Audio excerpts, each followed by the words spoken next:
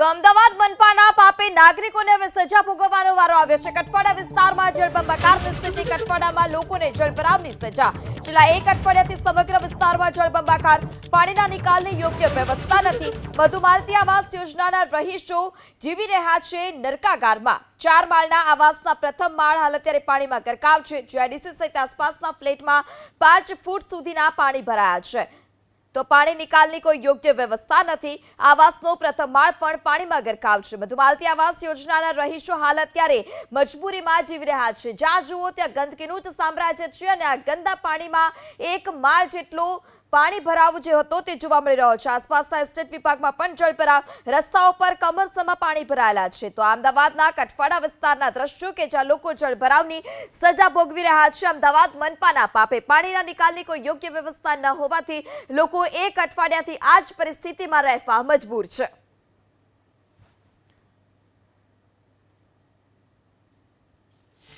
તો અમદાવાદમાં એબીપી અસ્મિતાના અહેવાલની અસર, કઠવાડામાં મધુમાલતી આવાસના અહેવાલ બાદ એએમસી હવે એક્શનમાં આવ્યું છે। એએમસીની ટીમે મધુમાલતી યોજનામાં રહેતા લોકો માટે ભોજનની વ્યવસ્થા કરી આપી। સમગ્ર આવાસ યોજનામાં હજુ પણ કમર સુધીના પાણી ભરાયેલા છે। ગુજરાતનો ભરોસો અને ગુજરાતની જનતાનો વિશ્વાસ એબીપી અસ્મિતાએ કાયમ કેમ રાખે છે તેનું ઉદાહરણ આપને બતાવવાનો પ્રયાસ કરીશ। અહીંયા કઠવાડા વિસ્તારની અંદર આવેલી મધુમાલતી જે સરકારી આવાસ યોજના છે એ આવાસ યોજનામાં અત્યાર સુધી પહેલો માળ પાણીની અંદર ગરકાવ થયો હોવા છતાં કોઈ પણ પ્રશાસનમાંથી પહોંચ્યું ન હતું। એબીપી અસ્મિતા સવારે પહોંચ્યું અને જે અહેવાલ પ્રદર્શિત કર્યો તેની ગણતરીની મિનિટોમાં આ પ્રકારે ફૂડ પેકેટ અહીંયા પહોંચ્યા છે। આપણે દ્રશ્યો બતાવવાનો પ્રયાસ કરીશું। આ ફૂડ પેકેટ જે લોકો અહીંયા ફસાયા છે, જેમને પીવાનું પાણી કે જમવાનું 2-3 દિવસથી નથી મળ્યું, તેના માટે થઈ અને આ મૂકવામાં આવ્યા છે। અહીંયા જે ફૂડ પેકેટ લઈને આવ્યા છે તેમની સાથે વાત કરશું અને જાણવાનો પ્રયાસ કરીશું કે કોના તરફથી આ ફૂડ પેકેટ અહીંયા પહોંચાડવામાં આવ્યા છે, કેટલા ફૂડ પેકેટ પહોંચાડવામાં આવ્યા છે। તમે ક્યાંથી આવ્યો છો, કોના તરફથી આવ્યા છો? આપણે એએમસી તરફથી આવ્યા છીએ। કેટલા ફૂડ પેકેટ છે? 200 ફૂડ પેકેટ છે। અચ્છા, તો અહીંયા તો 3000 પરિવાર છે, 200 ફૂડ પેકેટ શું થશે? એટલે બધી અલગ અલગ રેસ્ટોરન્ટમાં અલગ અલગ ક્વોન્ટિટીમાં ઓર્ડર આપેલો છે, એટલે અમારા હિસાબમાં અત્યારે 200 ફૂડ પેકેટ છે। અચ્છા, એએમસીમાંથી કોઈ નથી આવ્યું? હા, એએમસીમાંથી કોઈ અધિકારી, કોઈ સુપરવાઇઝર? છે ને સાહેબ? કોણ છે? એમની સાથે વાત કરવાનો પ્રયાસ કરીશું। અહીંયા જે અહીંયા ફૂડ પેકેટ લઈને આવ્યા છે એએમસીના જે કર્મચારી છે તેમની સાથે વાત કરશું। શું નામ આપનું સાહેબ? 2 મિનિટ સર, હાલો।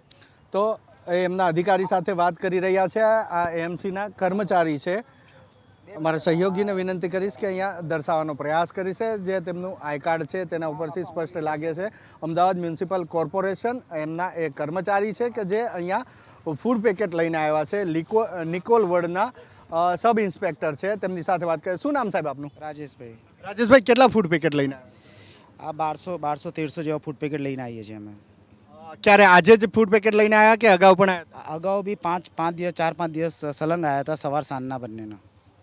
અને સાંજે પણ આ રીતે ફૂડ પેકેટ હા, સાંજે બી આપીએ છીએ સર। પાણી ક્યાં સુધીમાં નિકાલ થશે એનો કોઈ આઈડિયા ખરો આપને? એનું તો સર અમને આઈડિયા નથી, પણ અમારા જે બીજા અધિકારીઓ આવીને ચેક કરીને ગયા છે એ નિકાલ પહેલાં બી કર્યો હતો, પણ આ વરસાદ રાત્રે આવ્યો એના કારણે આ ફરીવાર ભરાયું છે। અમદાવાદમાં ક્યાં એટલો વરસાદ આવ્યો? અહીંયા વરસાદ આ ગટરના કારણે બી પ્રોબ્લેમ થાય છે ને અહીંયા। આ રીતના ફૂડ પેકેટ હવે અહીંયા પહોંચ્યા છે। જે લોકો મુશ્કેલીમાં હતા તેનો અવાજ બની અને એબીપી અસ્મિતાએ જે અહેવાલ પ્રદર્શિત કર્યો હતો જેના પગલે એબીપી અસ્મિતાની ઇમ્પેક્ટ કે અહીંયા ફૂડ પેકેટ હવે પહોંચ્યા છે। જે લોકો જમ્યા નથી ગઈકાલ રાતથી તેમને હવે થોડું ભોજન એએમસી દ્વારા મોકલવામાં આવ્યું છે। કેમેરામેન અવનીશ તિવારી સાથે હિરેન રાજગુરુ, એબીપી અસ્મિતા, અમદાવાદ।